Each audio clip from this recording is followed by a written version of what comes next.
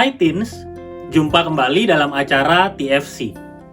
Kali ini kita akan menyimak tulisan Pendeta Gloria Tesalonika dalam buku renungan Teens for Christ dengan judul Alkitab Mengajarku berdasarkan Lukas 15 ayat 11 sampai 24. Bersama saya Ricky Avianto. Sebelum kita merenungkannya, mari kita bersatu di dalam doa. Tuhan yang penuh kasih, berikanlah kami hikmat, kebaikan-Mu sehingga kami dapat memahami setiap bagian yang kami baca di dalam Alkitab kami. Pimpin dan sertai kami ya Tuhan untuk merenungkan firman-Mu. Di dalam nama Tuhan Yesus Kristus, kami berdoa. Amin. Yang menjadi pusat permenungan kita adalah Lukas 15 ayat 20. Saya akan bacakan untuk kita semua. Maka bangkitlah ia dan pergi kepada bapaknya. Ketika ia masih jauh, ayahnya telah melihatnya. Lalu tergeraklah hatinya oleh belas kasihan. Ayahnya itu berlari mendapatkan dia, lalu merangkul dan mencium dia. Seorang pemikir Kristen terkenal abad ke-20 bernama Karl Barth pernah ditanya oleh mahasiswanya, "Jika Anda merangkum seluruh pengajaran Anda tentang kekristenan, kira-kira apa kesimpulannya?" Yang menarik, Barth menjawab bukan dengan kata-kata yang sulit dipahami. Ia teringat pada sebuah lagu sekolah minggu yang sering dinyanyikannya sewaktu kecil, yang liriknya demikian, "Yesus sayang padaku, Alkitab mengajarku." Si anak bungsu dalam kisah Alkitab hari ini memang telah keliru dalam mengelola harta warisan yang diberikan oleh ayahnya. Ia berfoya-foya sampai hartanya habis, tidak tersisa. Keadaan ini membuatnya harus bekerja di kandang hewan. Pemilik peternakan tidak memberinya makanan yang layak, sehingga di tengah kelaparan si bungsu terpaksa menikmati makanan binatang. Lalu ia teringat kepada ayahnya yang baik dan mengasihinya. Ia pun segera memilih untuk kembali pulang.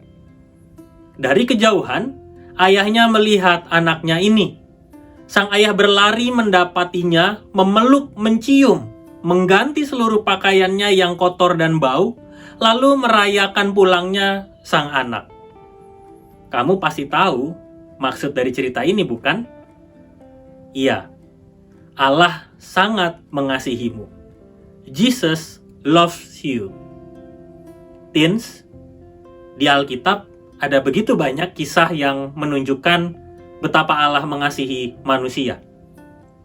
Allah mengasihi umat Israel, Allah mengasihi orang berdosa, Allah mengasihi semua orang, bahkan Tuhan Yesus mengajarkan untuk mengasihi musuh.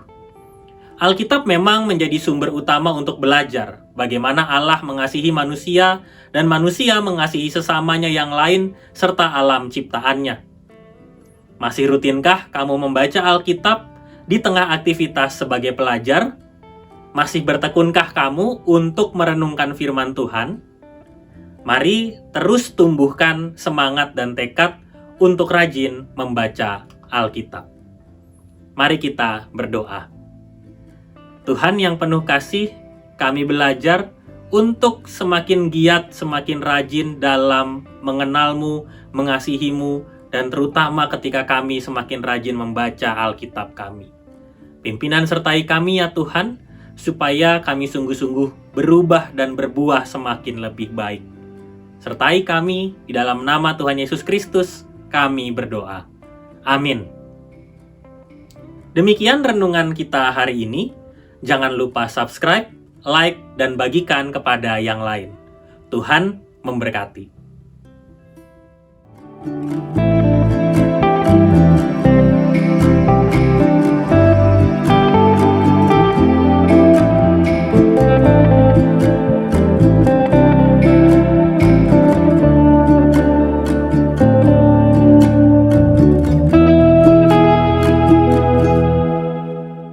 Sahabat, mari dukung pelayanan dan pekabaran Injil melalui YKB dengan membagikan link acara ini kepada sebanyak mungkin orang. Dukungan juga dapat saudara lakukan dengan mentransfer dukungan finansial ke rekening BCA ke nomor 450 305 2990 450 305 2990 atas nama Yayasan Komunikasi Bersama.